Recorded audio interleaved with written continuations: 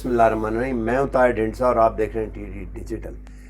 अजीब फिनोमेना पाकिस्तान में देखने में आ रहा है। डॉलरों का ढेर लगना शुरू हो गया, चाहे जैसे भी आ रहे हैं। 27 बिलियन डॉलर, अनहर्ड ऑफ। और डॉलर की मांग भी बढ़ रही है। और मैंने अभी चेक किया था, अगले 5-6 महीने में कोई ऐसी बड़ी पेमेंट भी लाइंड अप नहीं हुई भी। ये अजीब डिमांड और सप्लाई के अंदर अगर आप इसको सोचना शुरू करें, जो स्मिथसोनियन इकोनॉमिक्स है या आगे भी हम आके, तो थोड़ा सा कंफ्यूजन है। इस on top of that conspiracy theory ने गर्दिश करना शुरू कर दी है। और डॉक्टर इशफाक जैसा बड़ा आदमी जो स्पेशल सेक्रेटरी है, उनको मैंने खुद सुना है कि वो कह रहे हैं कि स्टेट बैंक में कोई बैठा हुआ है जो गवर्नमेंट को शेम करने के लिए ही इज़ डूइंग दैट। ये जो फ्री फॉल है जान के छोड़ा उन्होंने कि डॉलर ये फ्री फ्लोट नहीं है बल्कि छोड़ा गया। तो मैंने ये मुनासिब समझा कि इसके ऊपर एक टेक्निकल एक्सपर्ट की राय हासिल की जाए, जो कि रिसर्चर भी है, जो अलग विंटेज पॉइंट से इसको देख रहा है और ओपिनियन का इम्कान है उसका कि वो बायस नहीं होगा और कॉन्स्पिरेसी थ्योरी से किसी हद तक पाक होगा। डॉक्टर साजिद अमीन, वेरी वार्म वेलकम। क्या हो रही है जो मैंने अभी बात की है, थोड़ी सी एक्सप्लेन करें, फिर और बात करते हैं इस पर। बहुत शुक्रिया जी। मेरा ख्याल है हमें शायद ये पहली दफ़ा हम ये देख रहे हैं कि स्टेट बैंक ने थोड़ा सा डिस्टेंस किया है मार्केट से रुपये को मसनूई तौर पे मजबूत रखने पे। तो शायद इसलिए हमें ये बड़ी कन्फ्यूजन लग रही है, बट मुझे लगता है इसमें कोई कन्फ्यूजन है नहीं बेसिकली। तो एक तो ये बड़ी खुशाइंद बात है, मैं बेसिकली ये समझ रहा हूँ कि रिजर्व्स का बढ़ना और रुपये का डेप्रिशिएट होना एट द सेम टाइम, अच्छा, ये itself actually in a sense कि ये एक आई मीन ये शो कर रहा है स्टेट बैंक की पॉलिसी को कि वो जो फॉरेक्स हम ज़ाया करते थे रुपये को मसनूई तौर पे मजबूत रखने के लिए, स्टेट बैंक की जो इंटरवेंशन है मार्केट में वो कम हो गई है। तो मेरे नज़दीक तो ये बड़ी खुशाइंद बात है, क्योंकि लॉन्ग टर्म में आप किसी भी चीज़ को मसनूई तौर पे मजबूत नहीं रख सकते। पाकिस्तान में माजी में क्या होता रहा है कि आप फॉरेक्स जो है वो मसनूई तौर पे मार्केट में डालते जाते थे रुपये को मजबूत रखने के लिए, डॉलर यूज़ कर दिए। और एक टाइम क्या होता था कि आपके फॉरेक्स भी ख़त्म हो जाते थे, करंट अकाउंट डेफिसिट बढ़ जाता था आपका, क्योंकि आपने आर्टिफिशियली मजबूत रखा था, और रुपया फिर फोर्सफुली जो है वो गिर जाता था। तो वो अल्टीमेटली स्पाइक आ जाती। तो मेरे नज़दीक ये कन्फ्यूजन नहीं है, ये एक अच्छी पॉलिसी की निशानदेही है, और ये रिफ्लेक्ट कर रहा है ट्रेंड कि आपके फॉरेक्स बढ़ रहे हैं और रुपया अपनी जो भी मार्केट ड्रिवन वैल्यू है उसके नज़दीक ऊपर नीचे हो रहा है। तो ये एक अच्छी पॉलिसी है। और मेरा तो ये है, मैंने इस लिखा भी है कि स्टेट बैंक ऑफ पाकिस्तान को अपनी ये पॉलिसी जारी रखनी चाहिए। रुपया थोड़ी बहुत वोलेटिलिटी के साथ ऊपर नीचे होता रहेगा। नहीं, पिछले एक महीने से कम में 10 रुपये ऊपर जाना ही थोड़ी बहुत तो नहीं है। लेकिन देखें, हमारे यहाँ इट इज ऑलमोस्ट 10% था, लेकिन हमारे 10% दो मगालते हैं जो मुझे लगता है हमें क्लियर करने की ज़रूरत है। एक तो जैसे आपने भी कहा कि हमारे यहाँ हिस्ट्री हाईएस्ट रिजर्व्स है। मेरा ख्याल है एब्सोल्यूट नंबर्स पे देखना शायद को बहुत ज़्यादा सही पिक्चर नहीं देता। बात कर रहा हूँ। हम अगर देखें 2017 में हमारी रिजर्व टू फॉरेन डेट जो है रेशो 21% थी। हमारे पास कोई 18 बिलियन के करीब रिजर्व्स थे, और कोई 86 बिलियन हमारा 86 बिलियन के करीब हमारा एक्सटर्नल डेट था। आज भी हमारी वही रेशो है।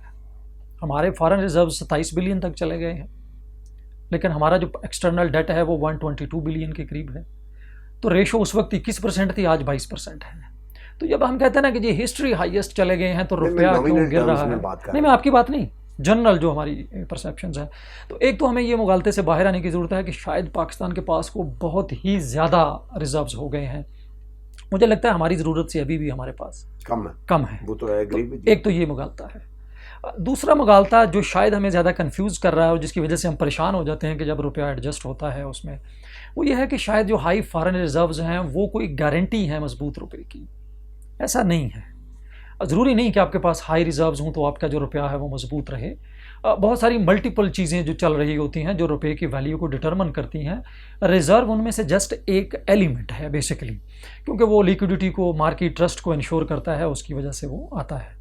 तो पाकिस्तान में जो इस वक्त करंटली मुझे लग रहा है कि जो डी लिंक लग रहा है एक काइंड ऑफ रिजर्व्स में, लेवल्स में और रुपये के वैल्यू में, एक वजह से मैंने कहा ये खुशाइंद बात है कि स्टेट बैंक इंटरवीन नहीं कर रहा। एक तो उसका ये है। दूसरा मुझे लगता है कि हमारी जो रीपेमेंट्स हैं नंबर एक, वो कितनी हैं। हमारा ट्रेड डेफिसिट जो है वो 30 बिलियन के करीब दोबारा आ गया, जो 2017-18 के लेवल पे है वो चला गया। हमारा करंट अकाउंट डेफिसिट एक्सपेक्टेड है शायद कि वो 3% से थोड़ा सा ऊपर जा सकता है अगर आपकी पेट्रोल प्राइसेस, ऑयल प्राइसेस बढ़ती हैं इंटरनेशनल मार्केट में। फिर आपके बाकी इकोनॉमिक फंडामेंटल्स के साथ साथ आपकी पॉलिटिकल सिचुएशन है, अफगानिस्तान की सिचुएशन साथ आ रही है। अगर आप पिछले 5-7 माह का डेटा देखें तो आपका जो FDI है वो आउटफ्लो हो रहा है, नेट इनफ्लोज जो है हमारे कम हुए हैं बनिस्बत 2020 के। तो ये सारी चीज़ें मिल के रुपये की वैल्यू को जो है वो डिटरमिन कर रही हैं।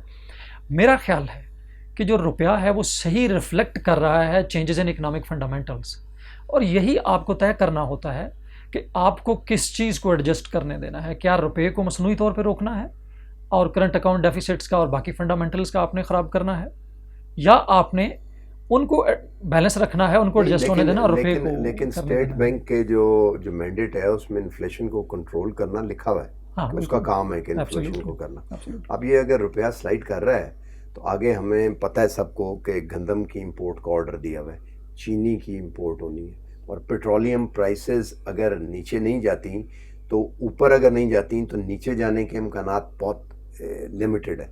तो ये इंपोर्ट्स आगे होनी है तो ये तो इन्फ्लेशन से बुरा हाल हो जाएगा। मेरा ख्याल अगेन इसको दो तरह से देखने की ज़रूरत है। हमारे शायद ये एक बहुत ही ज़्यादा एक स्ट्रॉन्ग काइंड ऑफ, जिसको हम कहते हैं ना 1-to-1 रिलेशन, हमारे शायद बहुत सारे जो एक्सपर्ट्स हैं, एकेडमिक्स हैं, वो शायद ये अज्यूम कर बैठे हैं कि डेप्रिसिएशन में और इन्फ्लेशन में 1-to-1 रिलेशन है, कि जो ही रुपया डेप्रिशिएट करेगा आपका इन्फ्लेशन जो है वो बढ़ जाएगा। बट अगर आप डेटा देखें तो कई दफ़ा होता है कि रुपया ओवर वैल्यूड होता है, अप्रिशिएट हो रहा होता है, बट इन्फ्लेशन जो बढ़ रहा होता है। ये वो डिमांड नहीं मुझे लगता है 2 से 3 रीजन हैं। ये तो डिमांड ड्रिवन है ना। हाँ, नहीं, मैं उस पर आ रहा हूँ। मुझे लगता है 2 से 3 करंट अकाउंट के लेवल पे डिमांड आ जाएगी ना इंपोर्ट्स तो। लेकिन अगर आप 2 से 3 रीजन उसकी, नंबर 1 तो देख लें। एक तो ये है कि पहले तो हमें ये समझने की ज़रूरत है कि कास्ट, अगर हम लेट्स अज्यूम कि हम आपकी बात मान लें, जो बहुत सारे एक्सपर्ट्स भी कह रहे हैं, और स्टेट बैंक इंटरवीन करता है रुपये को मजबूत रखने में, तो अल्टीमेटली क्या होगा? एट द एंड आपको डेप्रिशिएट होना है, फॉरेक्स वहाँ खर्च हो जाएगा। और अच्छा ये बताएं अब रीज़न क्या हो सकती है, क्यों जा रहा है? तो एक तो ये हो गया। मैं जस्ट आपका पहला ये मुकम्मल कर लूँ क्योंकि ये बहुत बड़ा एक मुगालता है हमारे यहाँ। पाकिस्तान में बहुत सारी रिसर्च अवेलेबल है, मैंने इस पर बहुत ज़्यादा लिखा भी है, और शायद मज़ीद रिसर्च की भी जा सकती है, बहुत सारे लोग जो कर भी लें, कि पाकिस्तान में जो डेप्रिसिएशन का जो इम्पैक्ट है ऑन इन्फ्लेशन वो बड़ा लो है। पाकिस्तान का जो इन्फ्लेशन है वो बुनियादी तौर पे इंतज़ामी बद इंतज़ामी का इन्फ्लेशन है, गवर्नेंस एक्सप्लेनेशन है हमारी। तो आप उस इन्फ्लेशन के लिए जो कि बद इंतज़ामी की वजह से है, जो मिस गवर्नेंस की वजह से है, बैड गवर्नेंस की वजह से है, आप डबल नुकसान क्यों करें? उसके लिए इकोनॉमिक फंडामेंटल्स को क्यों आप उसको क्यों डिस्टॉर्ट करते हैं? तो 2 चीज़ें बड़ी क्लियर याद रखने की ज़रूरत है मुझे लगता है कि नंबर 1 कि पाकिस्तान में वीक रिलेशन है बिटवीन डेप्रिसिएशन एंड इन्फ्लेशन। इसको अवेलेबल भी है एविडेंस, इसको फर्दर भी एक्सप्लोर करने वाले कर सकते हैं। दूसरे नंबर पे आप अनलिमिटेड रुपये को आर्टिफिशियली मजबूत नहीं रख सकते, तो अल्टीमेटली आपके पास इन्फ्लेशन भी आएगा और आपके पास रिजर्व भी लूज होंगे और रुपया भी गिर जाएगा आपके पास। मेरा ख्याल ये है कि जो गवर्नमेंट के करने के काम है आप उसको स्टेट बैंक पे ना डालें। अगर आप गंदम एक्सपोर्ट कर रहे हैं या इंपोर्ट कर रहे हैं तो ये इंतज़ामी डिसीजंस हैं। हमने पहले एक्सपोर्ट की, बाद में हम अब इंपोर्ट कर रहे हैं, तो ये जो गवर्नमेंट के काम है, जो ट्रेजरी के काम है, आप उसके लिए स्टेट बैंक को उसके मैंडेट को डिस्टॉर्ट नहीं कर सकते कि वो आर्टिफिशियली आपके इन्फ्लेशन को मैनेज करें। आपको अपने जो गवर्नेंस पार्ट है इन्फ्लेशन का, जो बद इंतज़ामी का है, उसको करेंगे तो आपका इन्फ्लेशन, अपनी फिस्कल पॉलिसी को ठीक करें, फिस्कल पॉलिसी। तो मॉनेटरी पॉलिसी से हेल्प ना आप लेने। देखिए जहाँ ड्यू है स्टेट बैंक देता है, बट स्टेट बैंक को ये कहना कि वो आर्टिफिशियली इंटरवीन करे मार्केट में रुपये को मजबूत रखने के लिए, मुझे लगता है ये गलत एक्सपेक्टेशन। ये बताइए कि अब इन्फ्लेशन क्यों हो रही है इस वक्त? इन्फ्लेशन या डेप्रिसिएशन? मतलब डेप्रिसिएशन। हाँ, देखिए मैंने उसके 2-3 आपको रीजंस बताई। नंबर 1 तो ये है कि 4 से 5 ब्रॉडर कैटेगरीज हैं जिनको आप देख सकते हैं। नंबर 1 कि the best policy state bank की जो अभी तक है कि वो मार्केट में इंटरवीन नहीं कर रहा। तो एक तो ये है कि वो डी लिंक हो गया है, जो आपका एक मसनूई सहारा था रिजर्व्स का और रुपए का, तो वो उसमें है। लेकिन जो सबसे बड़ा मुझे लग रहा है वो 2-3 एलिमेंट्स है। एक तो अफगानिस्तान का एक अनसर्टनिटी मार्केट में जो आती है, उसमें देखें आपका जो इन्वेस्टमेंट है, आपकी जो एक्सपेक्टेशंस है, let's see expectations channel Pakistan में, for example if there is a kind of कह लें कि फ्यूचर बाइंग है या एक बाइंग है डॉलर्स की, जो बड़ा स्पेकुलेटिव बाइंग जिसको हम कहते हैं, आपका FDI इनफ्लोज जो हैं वो कम हो रहे हैं।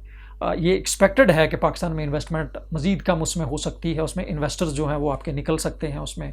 तो उसकी वजह से जो आपकी, क्योंकि मार्केट बड़ी छोटी है, तो उसमें अगर चंद भी बड़े बायर्स जो हैं या कुछ मिल के बाहर जो है वो डॉलर्स को एक्स्ट्रा बाई करते हैं, एक्स्ट्रा डिमांड क्रिएट करते हैं, तो अगेन पैनिक उसके ऊपर प्रेशर आता है।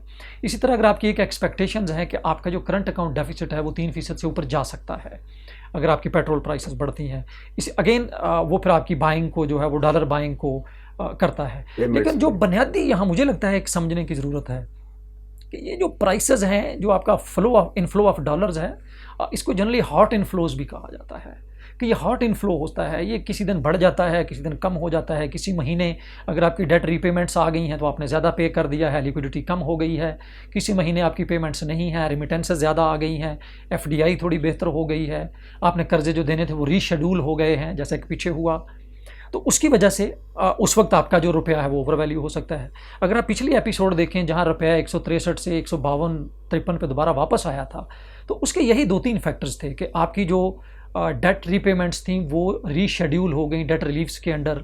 आईएमएफ के साथ आपकी जो बात हुई उसमें डेट कंसेशंस जो आपको मिली, डेट स्वैप्स के अंडर जो मिली, जो कोरोना के कॉन्टेक्स्ट में वो थोड़ा रीपेमेंट्स हुई, ट्रेड आपका रुक गया, जो ट्रेड था, बॉर्डर्स बंद हो गए, इंपोर्ट एक्सपोर्ट्स रुकी, आपकी रीपेमेंट्स रुकी, तो बहुत हद तक वो जो प्रेशर था उस वक्त की रीपेमेंट्स का वो शायद थोड़ा डिले हुआ, तो जिसकी वजह से रुपया इंपोर्ट्स भी एक्चुअल कम हो, हाँ, तो करंट अकाउंट तो उसी वक्त बैलेंस हो गया।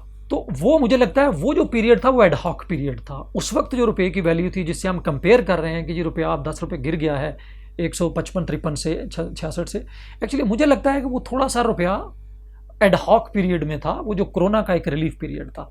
तो एक तो वो एडजस्ट हुआ है, अब ओपन मार्केट्स हो रही हैं, इंटरनेशनल मार्केट्स ऑपरेट हो रही हैं। एक और जिस पे बहुत कम लोगों की शायद नज़र जा रही है, मुझे लगता है कि वो उसको भी शायद रिकन्सिडर किया जा सकता है कि जब आपका डेप्रिसिएशन जब आपका इंटरेस्ट रेट कम होता है तो उसका इम्पैक्ट आता है आपके रुपए के ऊपर। एक्सचेंज रेट जो है वो रुपए का डेप्रिशिएट होगा बेसिकली, क्योंकि आपकी जो हॉट मनी इनफ्लोज थे जो हमारे 13.25 इंटरेस्ट रेट पे आ रहे थे उस वक्त पॉलिसी रेट पे, वो जाने तो जब हम नीचे हुए तो वो हॉट फ्लो हुआ। हाँ। अच्छा, उसका जो इम्पैक्ट था ना वो मुझे लगता है कि पार्शली हॉट मनी का तो मिस्र में भी यही हुआ था। नहीं, लेकिन पाकिस्तान में हुआ कि पार्शली क्या हुआ कि वो जो फुल इम्पैक्ट आना था वो नहीं आया, क्योंकि साइमल्टेनियसली ही कोरोना की सिचुएशन आ गई और हमें कुछ रिलीफ्स मिल गए, इंपोर्ट्स कम हो गई, करंट अकाउंट डेफिसिट कम हो गया, रिमिटेंसेस बढ़ गई आपकी कोरोना की सूरत में, क्योंकि आपकी जो फ्लाइट ऑपरेशंस थे वो बंद हुए, तो वो आ गई चीज़ें। तो वो जो हमारे हार्ट मनी आउटफ्लो का भी एक इम्पैक्ट आना था, आप कह लें कि जो पॉलिसी रेट कट का इम्पैक्ट आना था वो उस वक्त पार्शियल आया, पूरा नहीं आया। तो वो मुझे लगा अब एक लैग्ड पीरियड है। तो मुझे लगता है कि जो पाकिस्तान का करंट एक्सचेंज रेट का या जो रुपए की डेप्रिसिएशन है, it has a very strong fundamental explanations. हर एक की एक अपनी अपनी एक्सप्लेनेशन है, बट मुझे लगता है कि अगर हम इन तमाम ट्रेंड्स को देखें तो मुझे लगता है कि रुपया फेयरली एडजस्ट हो रहा है मार्केट के और ये ऊपर नीचे होता रहेगा।